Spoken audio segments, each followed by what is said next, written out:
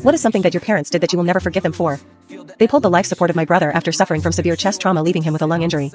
The doctors made it clear he will survive, but it will be costly for my father to keep him alive. My brother was 12 and didn't have any written consent, and he lied that my mother was an absent parent. So basically my father had the power of consent. My mother, who is an overseas worker, was on her way to see my brother. When my dad signed a consent form to remove my brother's life support, within a day we lost him. I remember the sound of grief. Her scream in the hospital hall when she found out my dad pulled the life support. She was heartbroken, crying on the floor, and I had to hold her.